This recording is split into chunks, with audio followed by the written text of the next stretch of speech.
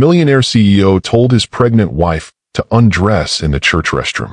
He thought he'd won until she did this, and he regretted it. Take off the dress.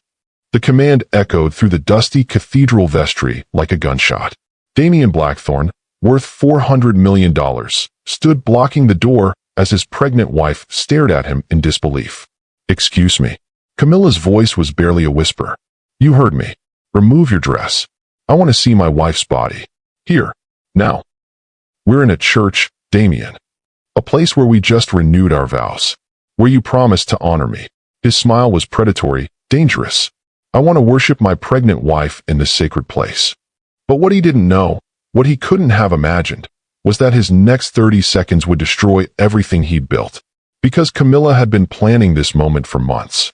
"All right, Damian," she said, reaching for her zipper. "You win." He thought he'd broken her. He thought he'd won. He had no idea he'd just walked into the most expensive trap of his life. Have you ever wondered what happens when someone mistakes love for ownership? When power becomes more important than partnership? Today's story will show you exactly how one woman turned her husband's cruelest moment into his complete destruction. But here's what makes this story absolutely incredible. She didn't just leave him. She didn't just walk away. What she did was so brilliant, so perfectly calculated, that it left a billionaire CEO completely powerless. Make sure you're subscribed to Lux Love Chronicles because stories like this, stories that show real consequences for real actions, these are the stories that need to be told. Let me take you back to where this all began. Because to understand how spectacularly Damian Blackthorne fell, you need to understand how high he'd climbed.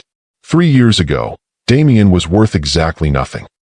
Well, not nothing. He was worth negative $200,000 in student loans and credit card debt.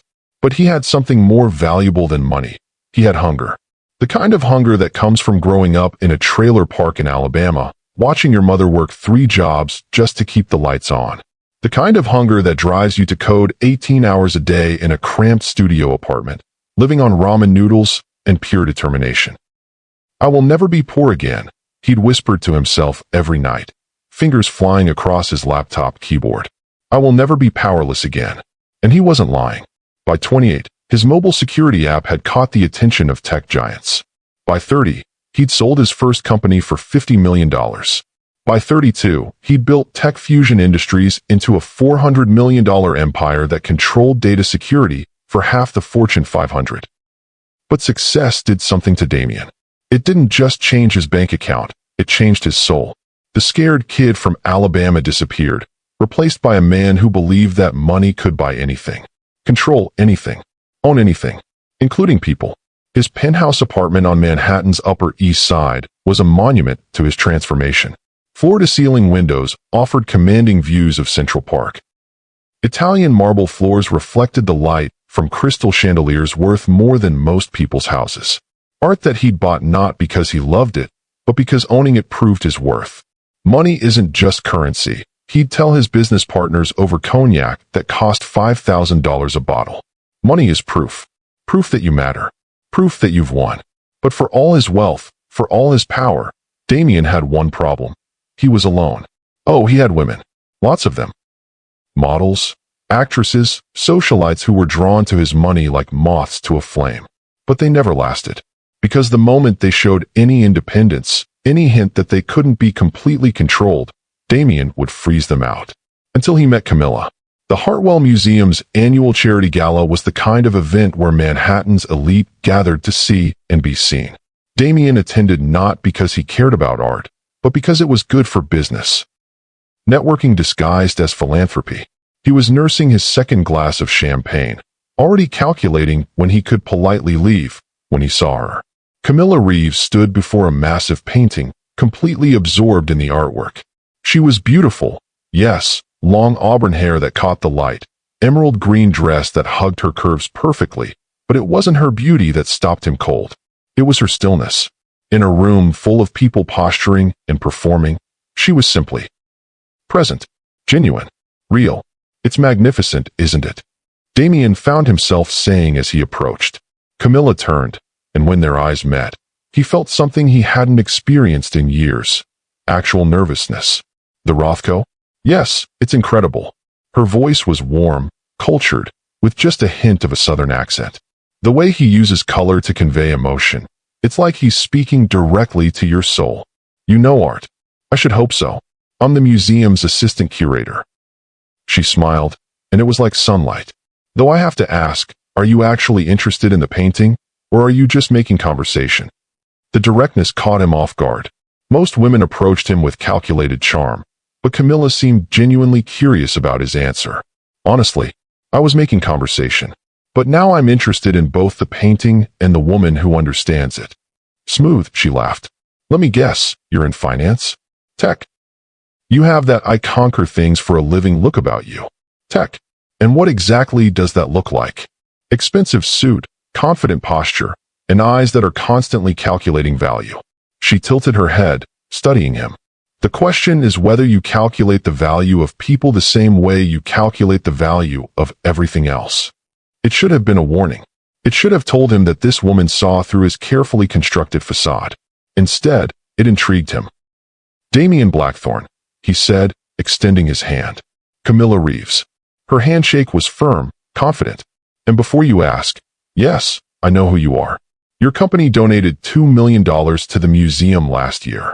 You remember donor amounts. I remember when someone does something genuinely good, even if it's probably a tax write-off. Again, that directness. That refusal to be impressed by his wealth alone. They talked for 2 hours. About art, about her work curating exhibitions, about his journey from coding in a studio apartment to running a tech empire. She listened, really listened, asking thoughtful questions that no one had bothered to ask him in years. Can I take you to dinner? He asked as the gala was winding down. I'm not really the expensive restaurant type, Camilla said carefully. What type are you? Coffee shop? Bookstore? Somewhere we can actually talk without servers interrupting every 5 minutes. It was so different from what he was used to. So normal. And for reasons he couldn't explain, normal sounded perfect. Their first real date was at a small cafe in Greenwich Village. Damien arrived in his usual armor, custom Tom Ford suit, Swiss watch, Italian leather shoes. But Camilla wore jeans and a sweater, looking completely comfortable in her own skin. You know, she said over coffee and pastries, you don't have to dress like you're going to a board meeting. This is just coffee. This is how I always dress. Always. Even on weekends. Damien paused. When was the last time he'd owned anything casual? When was the last time he'd done anything that didn't require a suit? I like to be prepared for any situation. Or maybe you like the armor, Camilla said gently. Expensive clothes can be like shields, you know. They keep people at a certain distance. Is that your professional opinion, Dr. Reeves? Just an observation. I study human behavior for a living, how people interact with art, with spaces, with each other. She leaned forward, elbows on the table. And you, Damien Blackthorne, are fascinating. How so? You've built this incredible empire, but you carry yourself like you're still fighting for survival. Like you're afraid that if you let your guard down for even a moment, everything will disappear. The insight was so accurate it took his breath away. But instead of feeling exposed, he felt understood. Over the following weeks, Damien found himself doing things he'd never done before. Walks through Central Park without his phone. Late-night conversations about everything and nothing. Movie nights in Camilla's tiny apartment. Eating takeout on her second-hand couch. This is nice, he said one evening as they watched an old romantic comedy. Camilla curled against his side. You sound surprised. I am. I'd forgotten that life could be simple. Simple doesn't mean easy, Camilla murmured. Simple means focusing on what actually matters. And what matters? She looked up at him, her green eyes serious. Connection. Trust. Being seen for who you really are, not what you own.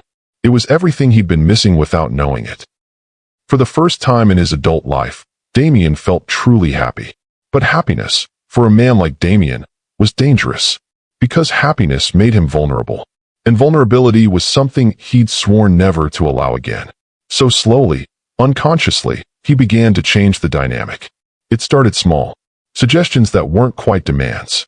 You know, you'd look stunning in designer clothes. Let me take you shopping. I'm comfortable in what I have, but thank you.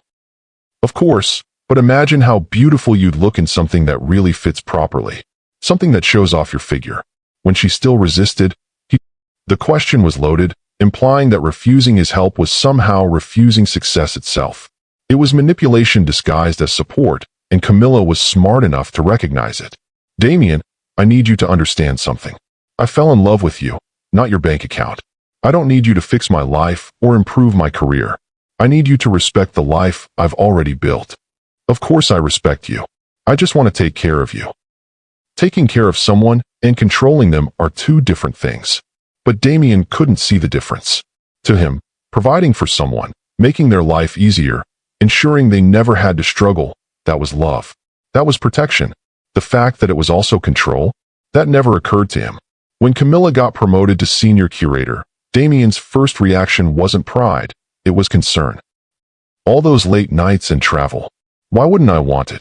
Because now that we're getting serious, I thought maybe you'd want to focus more on us. On our future together. Our future includes my career, Damien. It's part of who I am. I know that. I'm just saying, you won't need to work forever.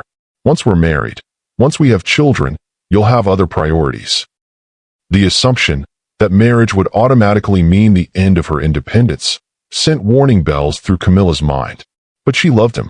She believed she could help him understand. Damien, I'm not working because I have to. I'm working because I want to. Because it fulfills me. That's not going to change.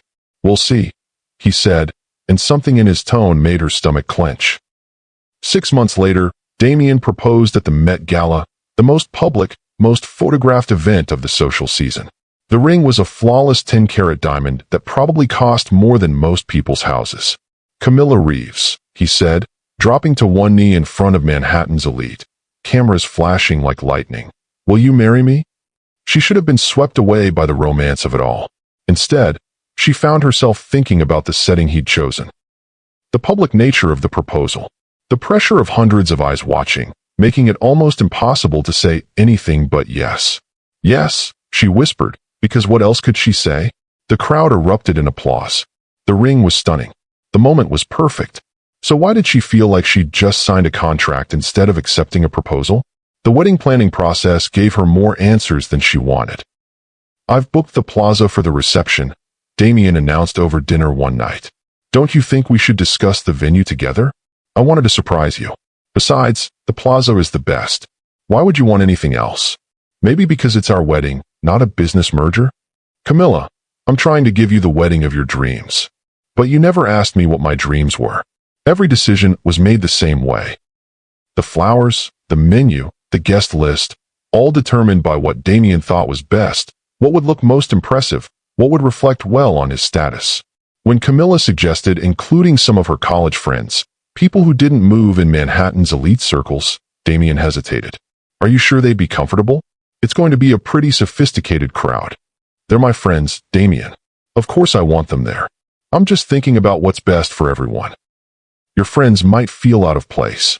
But what he really meant was that her friends might make him look less sophisticated. Might suggest that his wife came from ordinary people instead of the elite world he now inhabited. Camilla was beginning to see the pattern. Every choice, every decision, every aspect of their life together was filtered through Damien's need to maintain control and project success.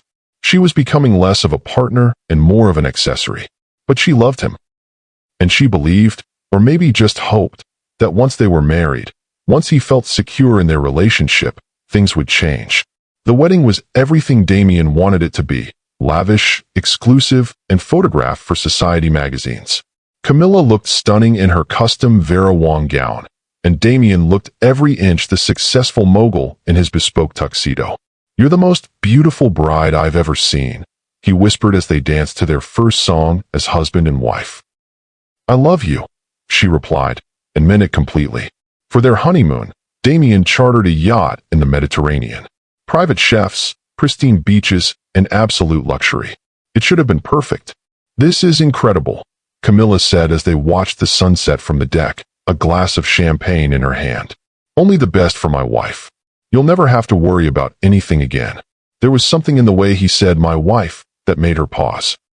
Not like a partnership, but like ownership. Damien, can we talk about something? Of course. When we get back to New York, I've been thinking about the museum position. There's an opportunity to curate a major exhibition on contemporary female artists.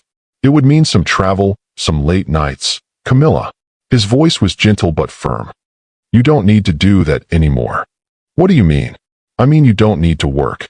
I make more than enough to support us both. You can focus on other things now. Other things like what? Like being my wife. Like the home we're going to build together. Like the children we'll have. The conversation she'd been dreading was finally happening. Damien, my career is important to me. It's not just about money. It's about purpose, about making a contribution to something I'm passionate about. And I admire that. But think practically. Once we have children, you'll want to be home with them. Why complicate things by building a career you'll just have to give up? Who says I'll have to give it up? Well, you'll want to, won't you? What kind of mother would rather be at work than home with her children? The manipulation was so subtle, so perfectly delivered, that it took Camillo a moment to recognize it. He'd just implied that working mothers were somehow deficient, that loving your children meant sacrificing everything else about yourself. Damien, plenty of women successfully balance career and family. Plenty of women have to. You don't. I can give you the luxury of choice. But what if my choice is to keep working?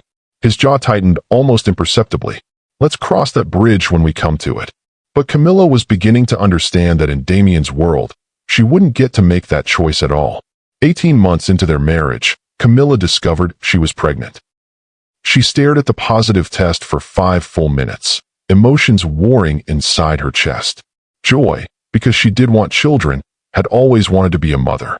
Fear, because she knew exactly how Damien would react. Pregnant. Damien's face lit up when she told him that evening. That's incredible. This is perfect timing. Perfect timing for what? For you to step back from the museum. Now you have the perfect reason to focus on what really matters. And there it was. The pregnancy wasn't about their growing family. It was about his growing control. Damien, women work throughout pregnancy all the time. I'm not made of glass. Of course not. But why take unnecessary risks? Why add stress when you don't have to? Because my work isn't stress, it's fulfillment. Camilla, please. Think about what's best for our baby. Again, the implication that working somehow meant she cared less about their child. It was emotional blackmail disguised as concern. But this time, instead of wearing her down, it woke something up inside her. Maybe it was the pregnancy hormones. Maybe it was the sudden clarity that comes with knowing you're responsible for another life. Or maybe it was just that she'd finally had enough. I'll think about it, she said carefully. But what she was really thinking about was how to protect herself and her unborn child from a man who was supposed to love them both. The next morning, while Damien was at his morning workout, Camilla did something she'd never done before. She Googled emotional abuse in marriage. What she found made her blood run cold. Isolating you from friends and family. Check. Making all major decisions without consulting you. Check. Using money as a weapon or control mechanism. Check. Undermining your confidence and independence. Check. Making you question your own judgment. Check. The list went on, and Damien checked almost every box. She wasn't married to a controlling husband. She was married to an abuser. A sophisticated, wealthy, charming abuser, but an abuser nonetheless. And now she was carrying his child. Camilla closed the laptop and sat in silence, one hand on her still flat stomach. She thought about her baby growing up watching Damien control and manipulate. She thought about the example that would set, the lessons that would teach. Not my child, she whispered. Not my baby. But leaving wouldn't be simple. Damien had lawyers, money, and connections. He'd made sure she was financially dependent on him, had isolated her from many of her support systems, had positioned himself as the rational, successful provider while painting her as emotional and impractical. If she was going to get out, she needed to be smart about it. She needed a plan. That afternoon, she called her old friend Janet Morrison, now a successful divorce attorney specializing in high-net-worth cases. Camilla, it's so good to hear from you. How's married life? Complicated. Janet, I need to ask you something hypothetically. Oh, what kind of hypothetically? If someone was married to a wealthy, controlling spouse and wanted to protect themselves and their unborn child, what would you advise? There was a long pause. Hypothetically, I'd say document everything. Every conversation, every thread, every attempt at control. Build a paper trail. And whatever you do, don't let him know you're building it. How would someone do that? Hypothetically, voice recordings, text messages, Financial records showing how he controls money. Witness statements from people who've seen the behavior. And most importantly, evidence of how his control affects the child's well-being. And if this hypothetical person wanted to meet with you to discuss options, I'd say she should call me tomorrow. And Camilla, be careful. Men like that don't let go easily. That night, lying next to Damien as he slept, Camilla made her decision. She was going to fight back. But she was going to do it smart, strategically, and completely under his radar. She was going to beat him at his own game. Remember to like this video if you're ready to see how Camilla turns the tables on her controlling husband. And make sure you're subscribed because the next part is going to show you exactly how she executed the most brilliant revenge plan you've ever seen.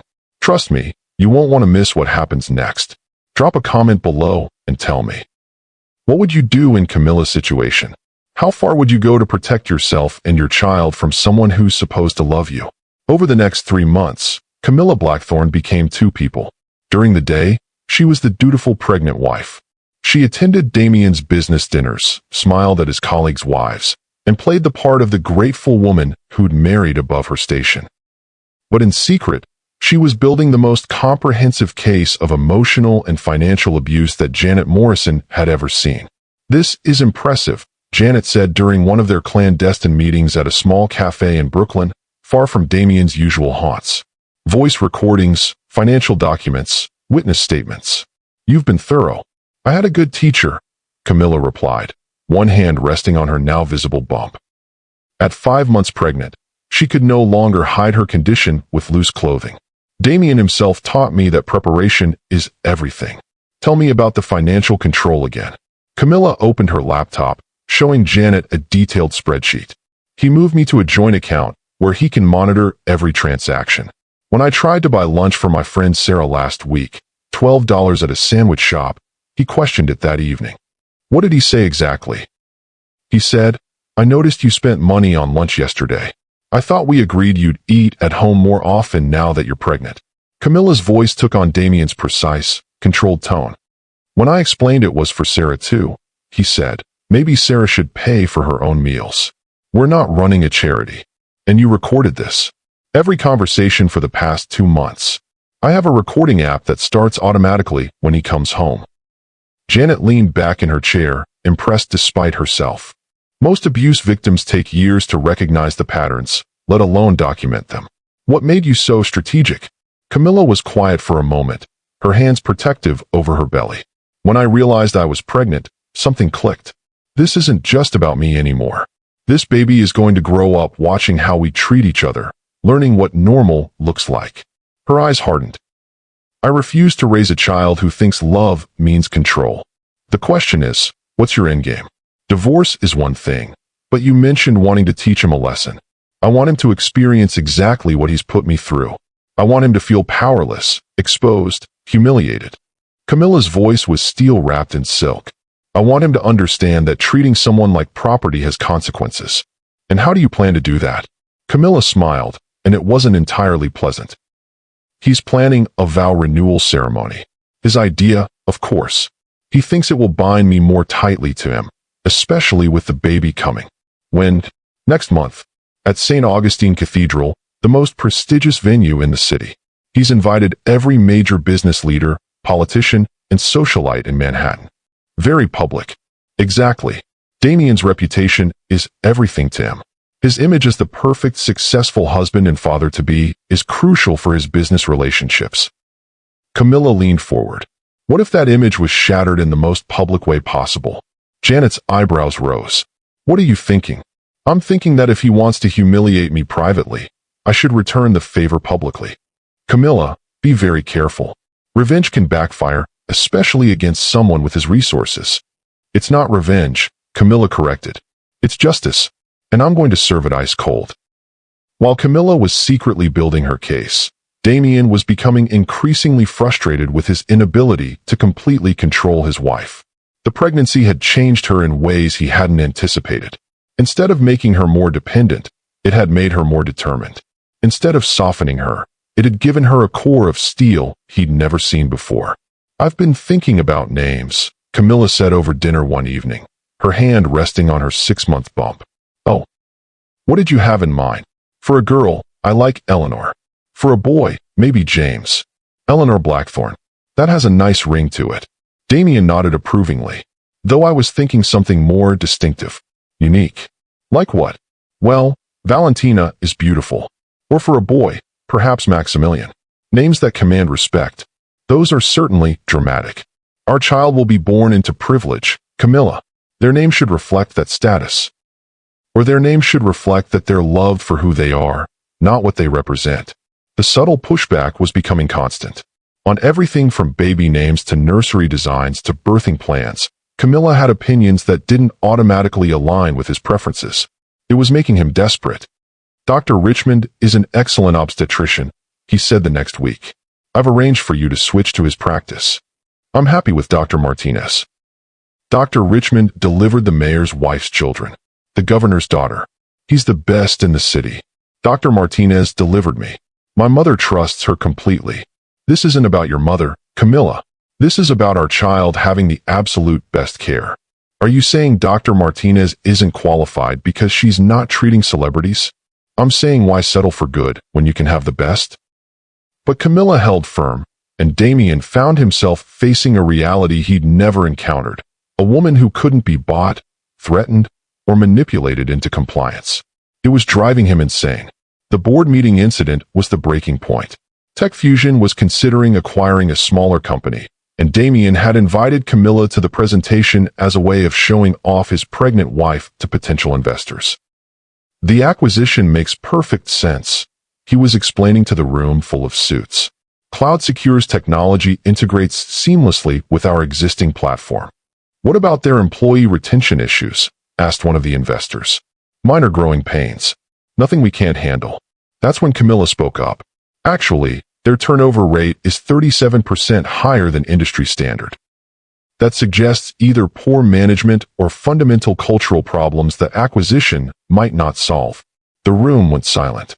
Damien's jaw tightened as every eye turned to his wife, who was calmly sipping her water as if she hadn't just undermined his presentation. My wife has been doing some research, he said with a forced smile. But I think we should focus on the financial projections. No, she makes a good point, interrupted another investor. High turnover usually indicates deeper issues. What's your plan for addressing the cultural integration? Damien was forced to admit he hadn't fully researched the employee satisfaction metrics, and the meeting ended with the investors requesting additional due diligence. That night, alone in their penthouse, Damien finally lost his composure. What the hell was that? What was what? Camilla looked up from her book, genuinely confused. Don't play innocent. You humiliated me in front of my investors. I asked a legitimate business question. You're not part of my business. You're my wife. Those aren't mutually exclusive, Damien. They are when you're undermining me in front of people whose respect I need. Camilla closed her book slowly. So you'd rather make a bad business decision than have your wife ask smart questions? I'd rather my wife trust my judgment and support me publicly, even when your judgment is questionable. The question hung in the air like a challenge. Damien stared at his wife, this woman who was supposed to be his partner, but increasingly felt like his opponent. You've changed, he said finally. Yes, I have. I've gotten stronger. You've gotten difficult. I've gotten independent. And that terrifies you. Don't psychoanalyze me, Camilla. Then don't try to control me, Damien. That night, as Camilla pretended to sleep beside him, Damien made his own decision. The vow renewal ceremony was coming up in 2 weeks. It would be the perfect opportunity to remind his wife and everyone else exactly who was in charge in their marriage. He just needed the right moment, the right leverage, the right way to break her down completely. The opportunity came during breakfast 3 days before the ceremony. Your mother called yesterday, Damien said casually, not looking up from his newspaper. Something about your father's medical bills. Camilla froze, her coffee cup halfway to her lips. What about them? Apparently the insurance isn't covering some of the physical therapy costs. She was asking if we could help. Camilla's father had suffered a stroke 6 months earlier. The recovery was slow, expensive, and putting tremendous financial strain on her middle-class parents. Of course we can help. How much do they need? About $15,000. For now. That's nothing for us, Damien. Can you transfer it today? Well, that depends. Something in his tone made her stomach clench. Depends on what? On whether you're planning to embarrass me again like you did at that board meeting. The threat was subtle but unmistakable. Are you seriously holding my father's medical care hostage? I'm not holding anything hostage. I'm simply pointing out that family support goes both ways. You support me, I support your family. That's emotional blackmail. That's marriage. Partnership. Give and take. And if I don't give what you want? Damien finally looked up from his paper, his eyes cold. Then perhaps your parents should explore other options for financing your father's care. It was the cruelest thing he'd ever said to her. Using her father's health, her family's financial vulnerability, as a weapon to ensure her compliance. But instead of breaking her down, it crystallized her resolve. I understand perfectly, she said quietly. Good. I'm glad we're on the same page. Oh, we are. Completely.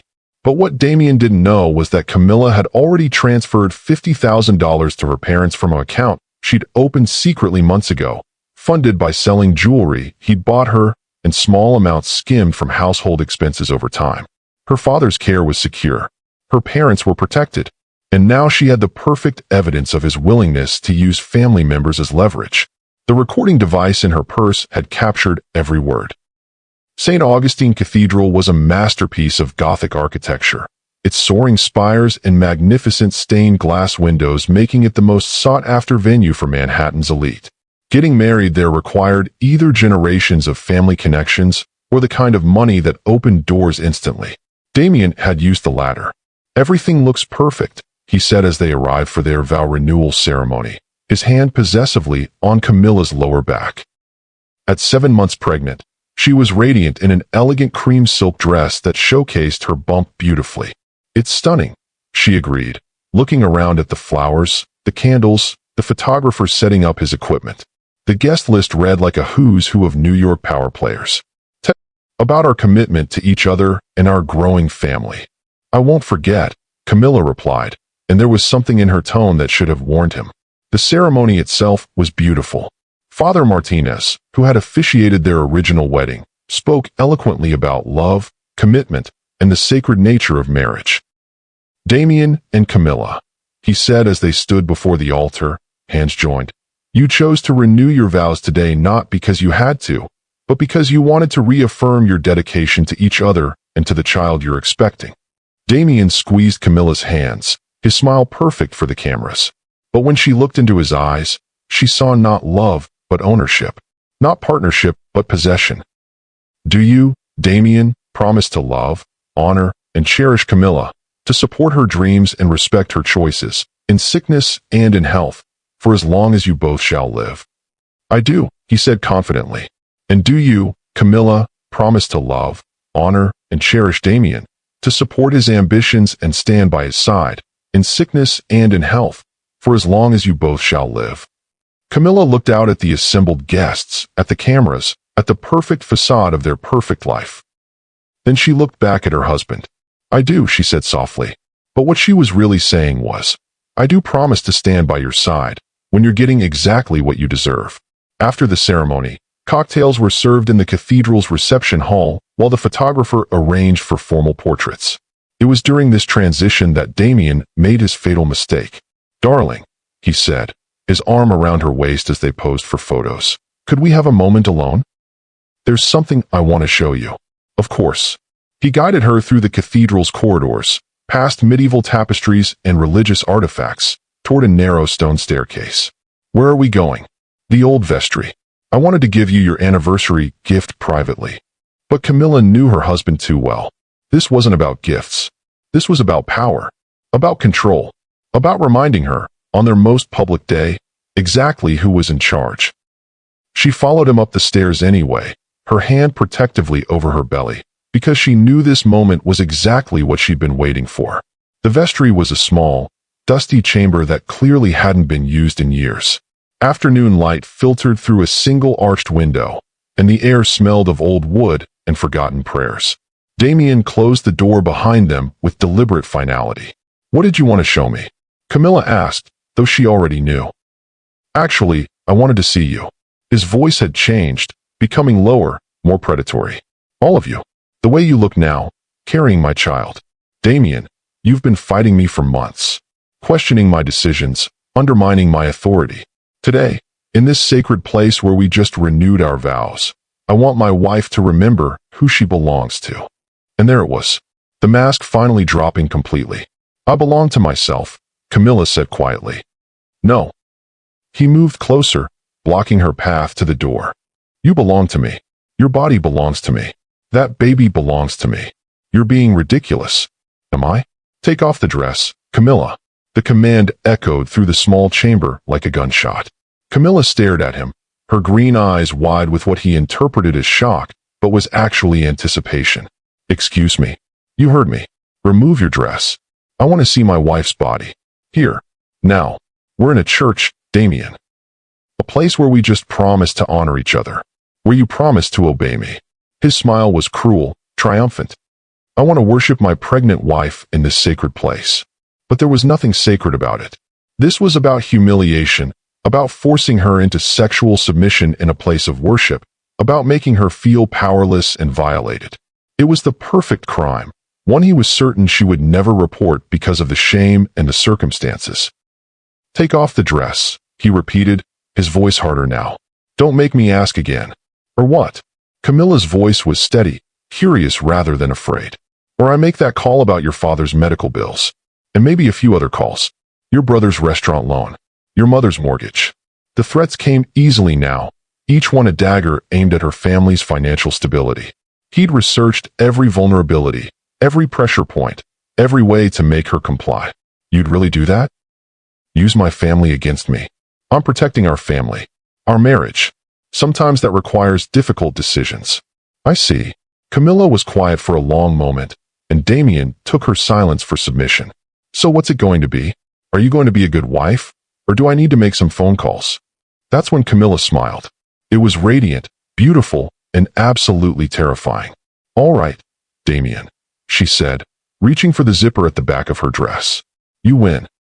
But as Camilla began to lower her zipper, something in her expression made Damien's confidence waver. There was no fear in her eyes, no resignation, no shame. Instead, there was a cold, calculating intelligence that he'd never seen before.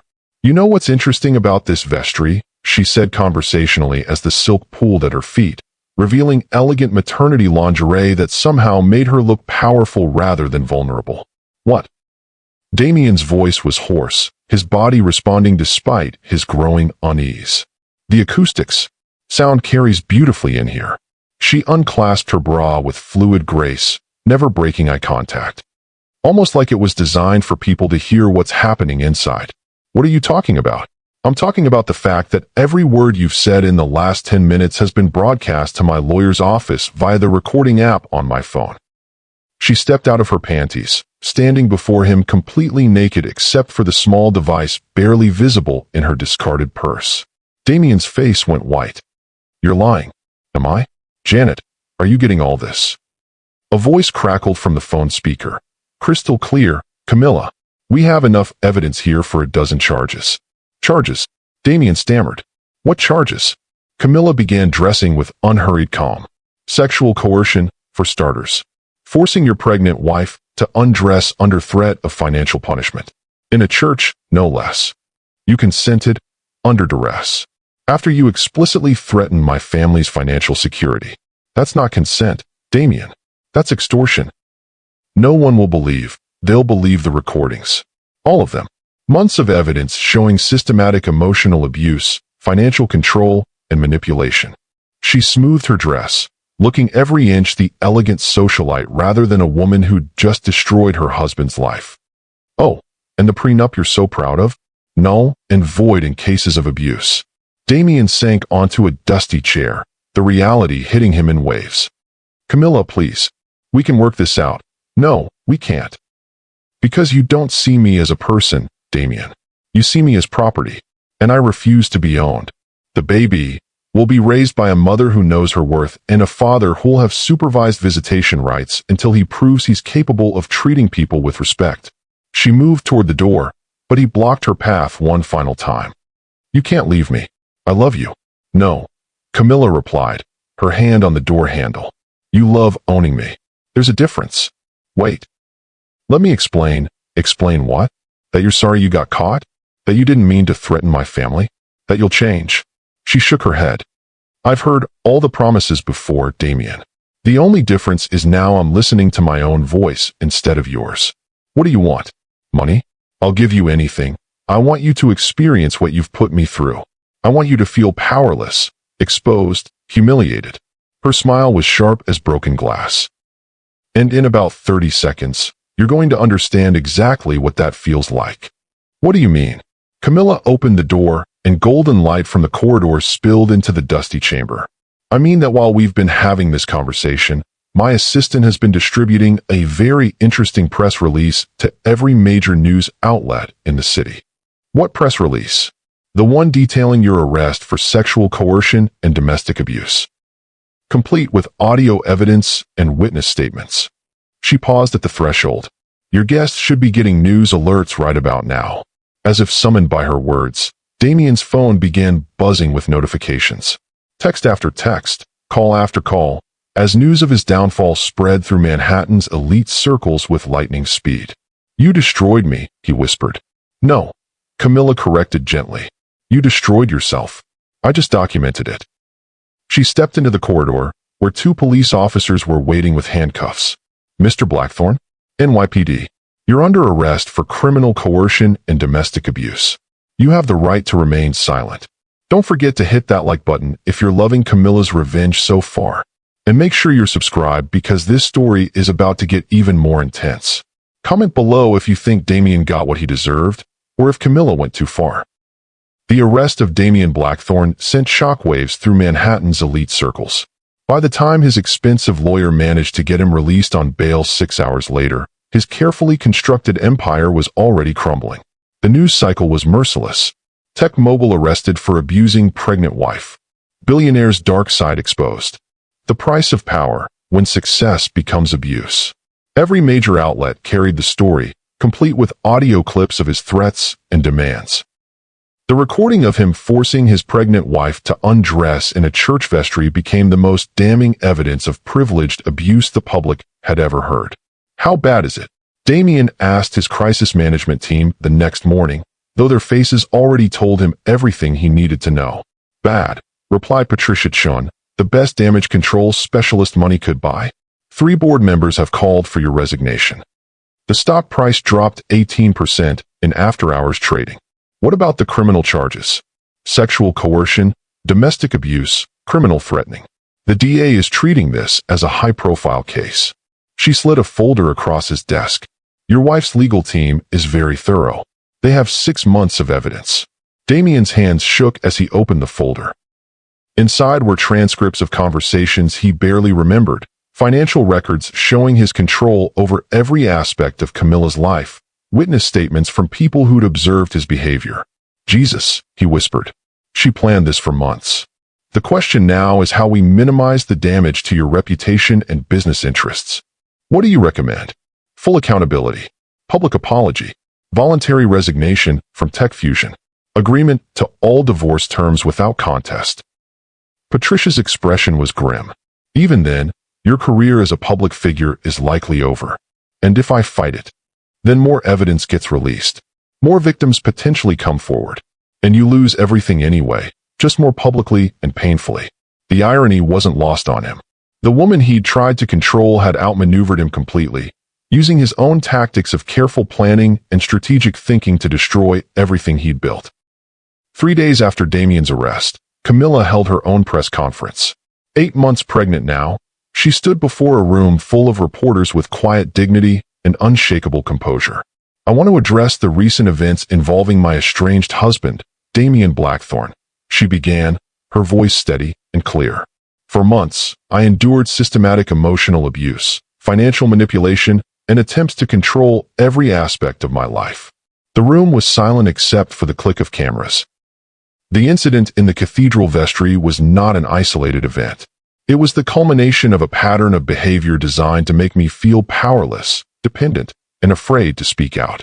Mrs. Blackthorne, called a reporter, why did you wait so long to come forward? Because abuse victims are often trapped by fear, financial dependence, and the very real threat of retaliation. My husband made it clear that speaking out would result in consequences for not just me, but my family. What changed? Camilla's hand moved protectively to her belly. I realized that staying silent would teach my child that this kind of treatment is normal. That love looks like control. I refuse to let that happen. Some people are saying your response was calculated, that you deliberately trapped your husband. I documented abuse for the protection of myself and my unborn child. If that makes me calculating, then I'm proud to be calculating. Her eyes flashed with steel. Women don't have to accept abuse quietly. We don't have to make it easy for our abusers. What's next for you? I'm focusing on my health, my pregnancy, and building a life free from fear and control. I've also established a foundation to help other women escape abusive relationships, particularly those involving financial manipulation. Will you forgive your husband? Camilla was quiet for a long moment. Forgiveness isn't about excusing someone's behavior. It's about freeing yourself from the burden of their actions. I forgive Damien for my own peace of mind, but that doesn't mean there shouldn't be consequences for his choices. The press conference made Camilla an instant symbol of strength and survival. Women's groups rallied around her story. Domestic violence organizations praised her courage.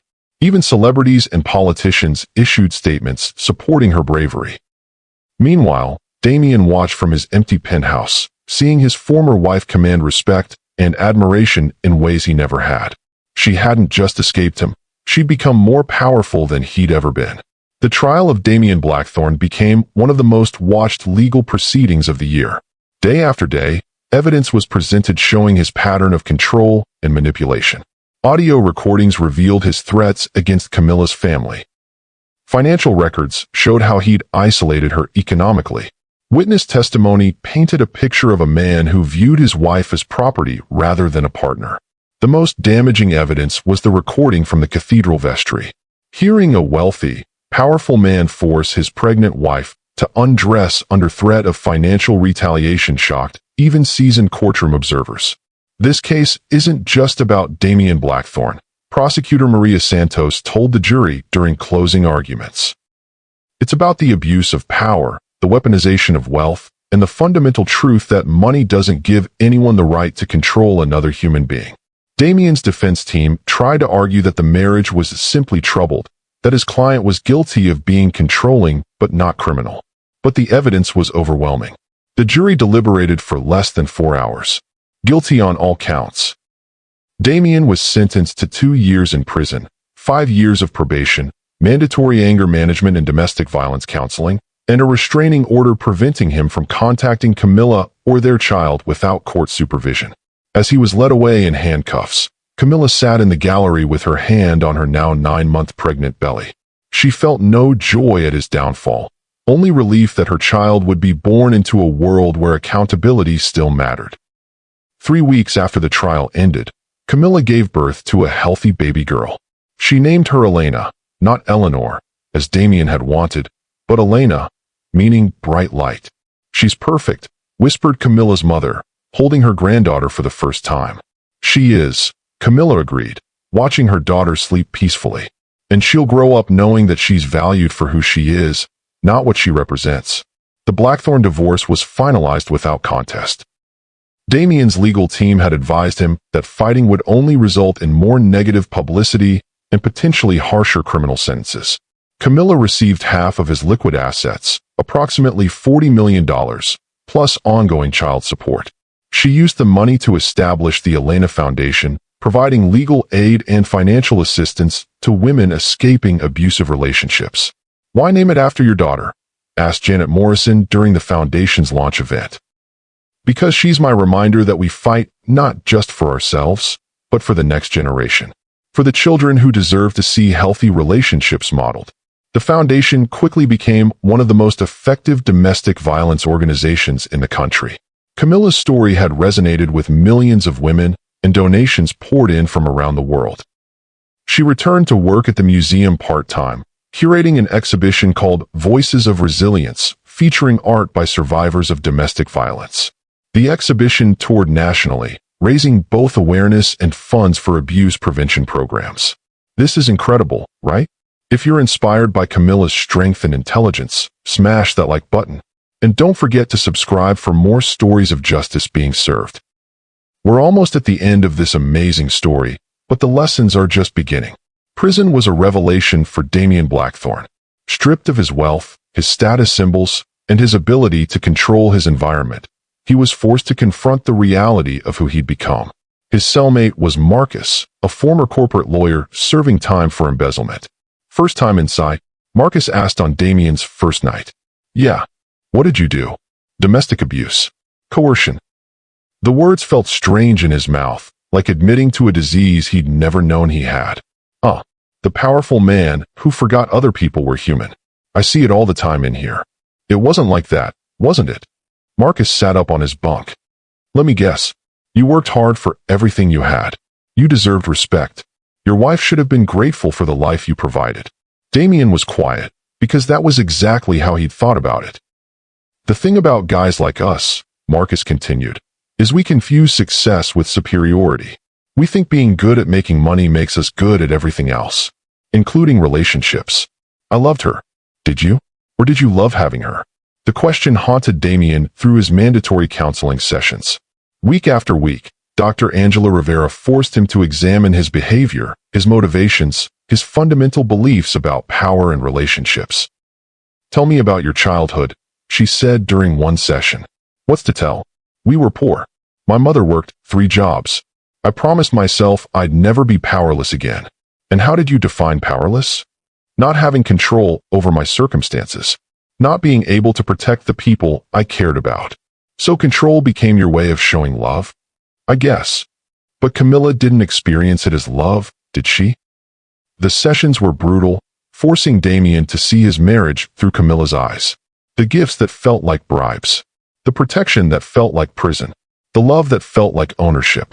"She tried to tell me," he realized during one breakthrough session. "Over and over, she tried to explain how my behavior made her feel. But I thought I knew better." "What do you think now?" "I think I destroyed the best thing that ever happened to me because I was too scared to trust that she loved me for who I was instead of what I could provide." It was the first honest thing he'd said about his marriage in years. 18 months into his sentence, Damien began writing letters to Camilla. He never sent them. The restraining order prevented any contact, but writing became a way of processing his guilt and shame. "Dear Camilla, I know I have no right to ask for your forgiveness, and I'm not writing this letter expecting a response. I'm writing because I finally understand what I did to you, and I need you to know that the man who hurt you is gone. Prison has given me something I never had before, perspective. Away from the money and the power and the need to always be in control, I can see clearly for the first time in years. I was terrified of being vulnerable. Terrified that if I didn't control every aspect of our relationship, you would realize you could do better than a scared kid from Alabama who got lucky with technology. So I try to make myself indispensable by making you dependent. I try to prove my worth by diminishing yours. I tried to secure your love by controlling your choices. I know now that real love means wanting someone to be their fullest, freest self, even if that means they might choose to leave you. I never gave you that freedom because I was too afraid you'd use it. Elena must be walking by now. I hope she has your strength and your intelligence. I hope she grows up knowing that love is about lifting people up, not holding them down. You were the strongest person I ever knew, even when I was doing everything in my power to make you feel weak. Your courage in standing up to me, in documenting what I did, in refusing to accept abuse quietly, it saved not just you and Elena, but probably other women who will benefit from your example. I'm learning to find strength in vulnerability, worth in humility, and power in lifting others up instead of putting them down. I don't know if I'll ever be the man I should have been for you, but I'm trying to become the man Elena can respect when she's old enough to understand who her father was and who he's trying to become. I love you both. Really love you. Which means wanting your happiness even though I'm not part of it. Damien, he wrote dozens of these letters, each one a step in his journey toward genuine accountability and change.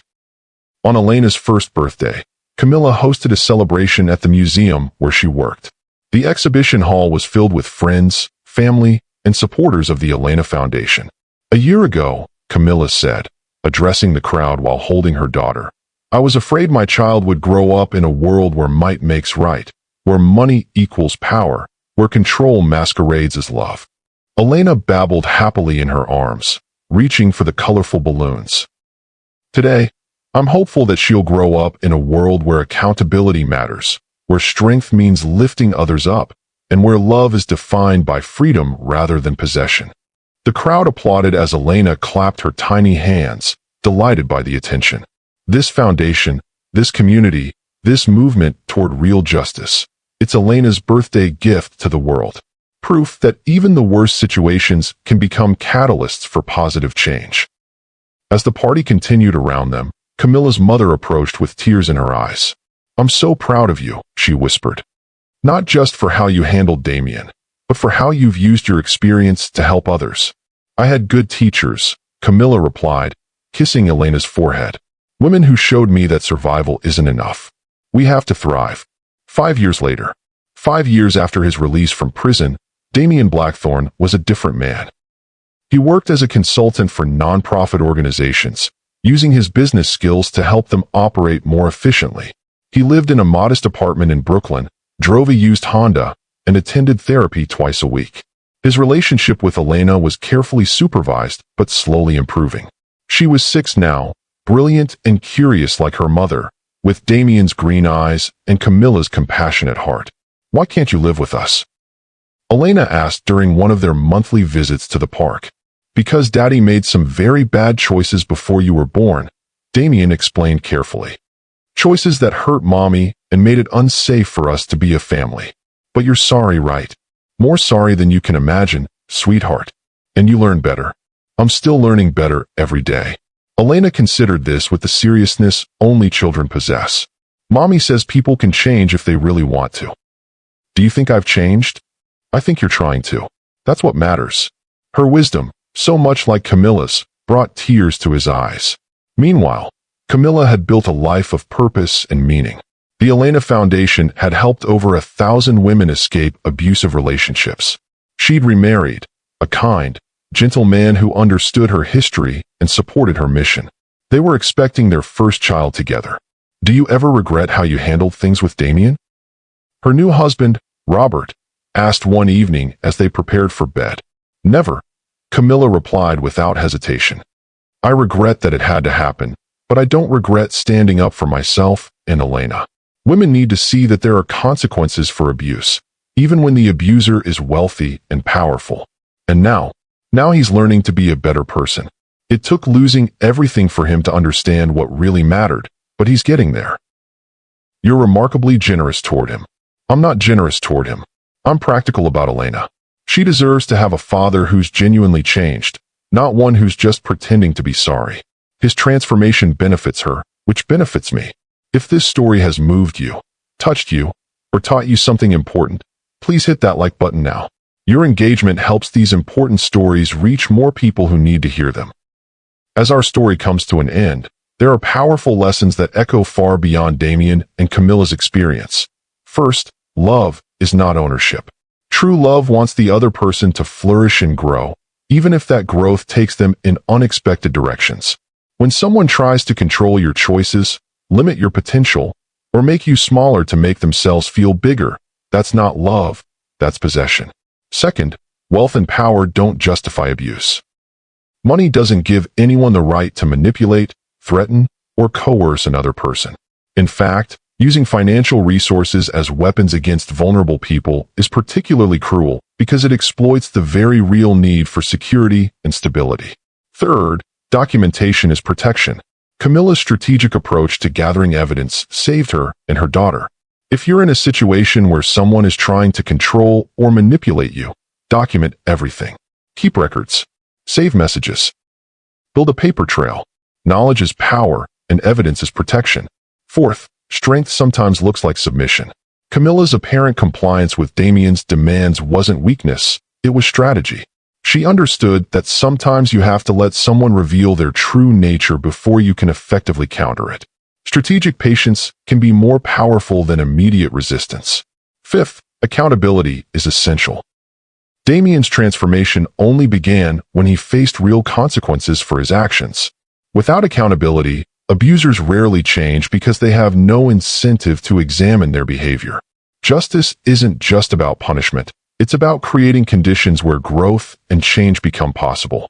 Sixth, survival isn't enough. Camilla didn't just escape her abusive marriage. She transformed her experience into a force for helping others. She turned her pain into purpose, her trauma into triumph. Real healing often involves using our experiences to make the world better for others. Finally, change is possible, but it requires complete honesty. Damien's journey toward becoming a better person only began when he stopped making excuses and started taking full responsibility for his choices. Real change requires looking at ourselves with brutal honesty and being willing to do the hard work of growth. If you're in a controlling or abusive relationship, please know that help is available. The National Domestic Violence Hotline is 1-800-799-7233. You deserve to be treated with respect, dignity, and love, real love that makes you feel free rather than trapped. Hit that subscribe button if you want more stories that matter, stories that show the power of courage and the importance of justice.